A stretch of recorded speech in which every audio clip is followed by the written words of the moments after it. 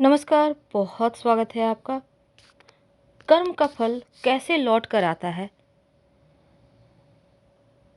कभी बेटा बनकर, कभी बेटी बनकर, कभी दामाद बनकर और कभी बहू बनकर कौन आता है?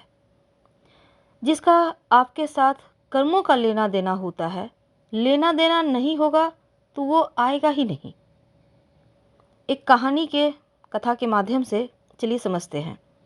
एक फौजी था। उसके माता पिता, माँ नहीं, बाप नहीं, विवाह भी नहीं और बच्चे भी नहीं, भाई बहन भी नहीं। अकेला ही कमा कमा के फौज में जमा करता जा रहा था। थोड़े दिन में एक सेठ जी जो फौज में माल सप्लाई करते थे, उनसे उस फौजी का परिचय हो गया और दोस्ती हो गई। सेठ जी ने कहा, जो तुम्हारे पास पैसा है वो उतने के उतने ही पड़ा है। अगर तुम मुझको दे दो तो मैं कारोबार में लगा दूं, तो ये पैसे से पैसा बढ़ जाएगा और मैं तुमको दे दूंगा। तो फौजी ने सेठ जी को पैसा दे दिया। अब सेठ जी ने कारोबार में लगा दिया। कारोबार उनका खूब चमका, खूब कमाई होने लगी। दिन दूनी रात चौगुनी बरकत बढ़ गई। थोड़े ही दिन में लड़ाई चालू हो गई। जहां फौजी का जॉब था, जहां वो नौकरी कर रहा था, वहां पर बॉर्डर पर लड़ाई चालू हो गई। अब लड़ाई में फौजी घोड़ी पर चढ़कर लड़ने लगा। घोड़ी इतनी बदतमीज थी कि जितनी जोर जोर से लगाम खींचे उतना ही तेज भागे। खींचते खींचते उसके गलफर तक कट गए, लेकिन वो दौड़ दौड़ कर दुश्मनों के गोले में जाकर खड़ी हो गई।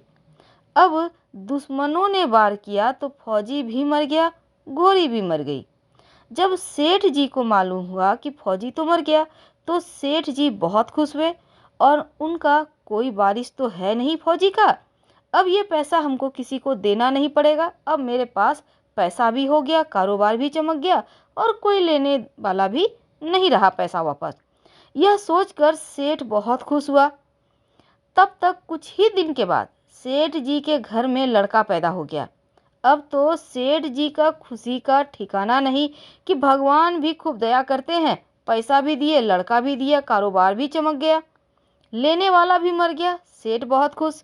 वो लड़का होशियार था पढ़ने में और समझदार भी था। सेठ जी ने उस बच्चे को पढ़ाया लिखाया। जब वह पढ़ लिख कर बड़ा हो गया तो सोचा कि अब ये कारोबार संभाल लेगा, चलो इसकी शादी कर देते हैं। शादी सेठ जी अपने बेटे का करते हैं। घर में बहू रानी आ जाती है। अब दुल्हन आ गई। अब उसने सोचा कि चलो बच्चे की शादी हो गई, अब कारोबार संभाल लेगा। लेकिन कुछ दिन में बच्चे की तबीयत खराब हो गई। अब सेठ जी डॉक्टर के पास, हकीम के पास, वैद्य के पास दौड़ रहे। वैद्य जी जो भी दवा दे रहे, दवा असर ही नहीं करती। बीमारी बढ़ती जा रही, पैसा बर्बाद हो रहा और बीमारी भी बढ़ती जा रही, रोग कट नहीं रहा, खूब पैसा खर्च हो गया। अंत में डॉक्टर ने कह दिया कि ये लाइलाज बीमारी हो गया है, असाध्य रोग हो गया है, ये बच्चा 2 दिन में मर जाएगा। डॉक्टर के जवाब देने पर सेठ जी निराश होकर बच्चे को लेकर रोते हुए आ रहे थे कि रास्ते में एक आदमी मिला। कहा, अरे सेठ जी, क्या हुआ, बहुत दुखी लग रहे हो। तब सेठ जी ने कहा, ये बच्चा जवान था, हमने सोचा बुढ़ापे में मदद करेगा और अब ये बीमार हो गया शादी होते ही। हमने इसके लिए खूब पैसा भी लगा दिया, जिसने जितना मांगा उतना दिया, लेकिन आज डॉक्टर ने जवाब दे दिया अब ये बचेगा नहीं, असाध्य रोग हो गया है। अब ले जाकर घर में 2 दिन रखेंगे तो मर ही जाएगा। तो आदमी ने कहा, अरे सेठ जी, तुम क्यों दिल छोड़े जा रहे हो। मेरे पड़ोस में वैद्य जी दवा देते हैं, 2 आने की पुड़िया खाकर मुर्दा भी उठकर खड़ा हो जाता है। जल्दी से तुम वैद्य जी की दवा ले आओ।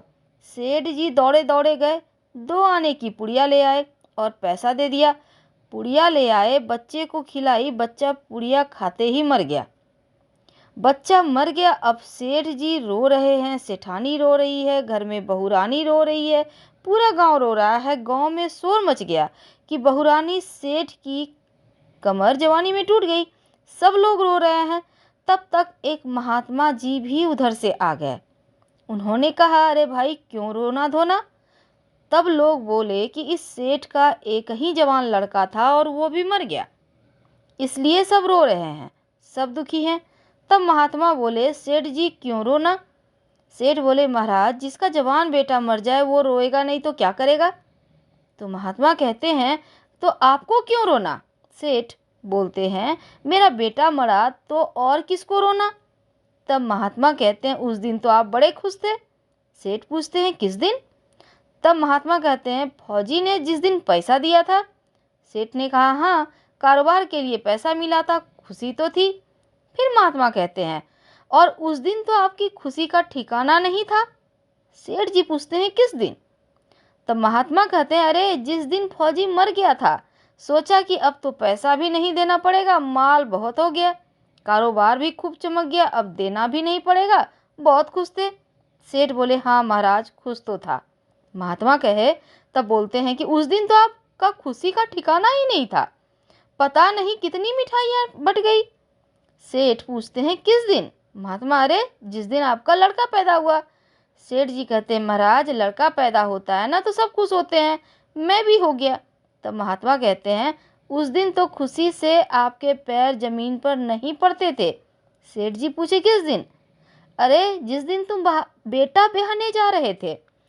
सेठ जी कहते हैं, महाराज बेटा ब्याहने जाते हैं तो खुश तो होता ही है व्यक्ति, तो हर आदमी खुश होता है, मैं भी खुश हो गया।